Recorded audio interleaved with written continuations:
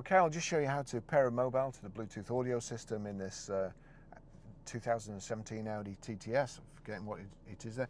The first thing we need to do is make sure your Bluetooth's on, and then we're watching out at the bottom. It's already come up. That's what this is called, the mobile in here. So click on that.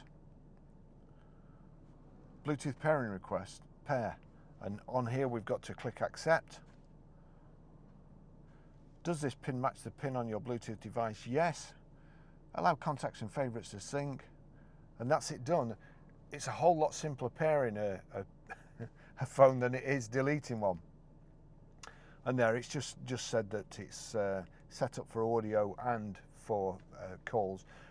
Barry's iPhone 12 Pro is connected to the MMI. Would you like to set Audi Connect up now? Well, I don't. We haven't got time, but that's it.